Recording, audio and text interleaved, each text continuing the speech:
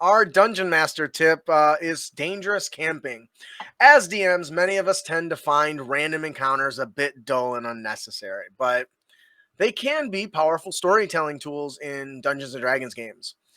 You can make a character's appreciate hostiles and inns far more by adding dangerous and threatening encounters while they sleep in the wilderness. This could be as simple as rolling a d20 on a 1 to 10, something negative happens. It could be something they find something missing, or they're attacked by a wild beast, or maybe it just rains on them and makes the next day's travel horrible. On 11 to 18, nothing happens. It's pretty standard stuff. And on a 19-20, something positive happens. What I can't imagine what positive would happen in the middle of the wilderness. But You if you meet guys the got Berkeley any from Resident ideas, Evil 4. There. okay.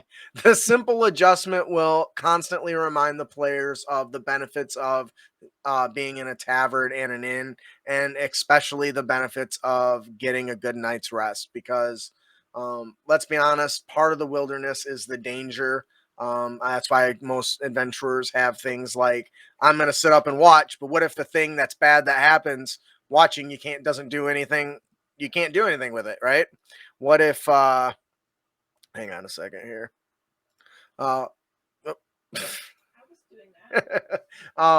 if it's something that is outside of just we're getting attacked, such as a horrible weather, or I don't know. It just seems like that gets taken for granted sometimes, and during travel just gets the hand wave all the time. I'm not saying every encounter needs to be combat based, but if it starts hailing, you're not going to get a long rest. What do you guys think? Yeah, my home group does a lot of travel in between locations, so I'm always trying to keep that interesting. And so most recently there was a thunderstorm, and which, like, how often does that actually happen in D&D? Not Just, enough. you know, and but you think, okay, there's got to be precipitation unless you're traveling in, in the desert, and so I actually, for each day they travel, I use a online weather generator to decide, okay, what's the weather like this day, and I keep track of the season and things like that too. That's awesome. So yeah, they just had a big thunderstorm and really heavy wind, and the squishy wizard, he basically, the wind was blowing enough that that he had to he was just knocked down and couldn't even get up. Um, the halfling almost went flying, and and stuff. It's like So Wizard of Oz stuff right there. That sounds like a perfect opening to that new witches of the wild. What is it? Damn it, we just covered it. The wild. What? I'll be on the Not witch you. line. Yeah, that's the one. Wild Beyond the Witchlight.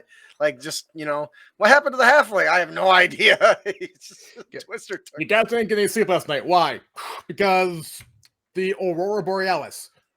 This time of year, in this part of the country, in the middle of the woods, in our campsite. That Yes. sounds odd. Turns out it was just the sorcerer casting spells and wild magic going loose. But anyways, this is something to make them appreciate that and going out of their way, because especially when you start making the cost obvious, like spending nights, especially when they want to stay at like a luxurious inn, it should be draining their resources. And it's easy to say, oh, I sleep in a tent. Okay, well, maybe, some rats get in there and start biting you up. But anyways, I think that'll do it for our Dungeon Master tip, dangerous camping.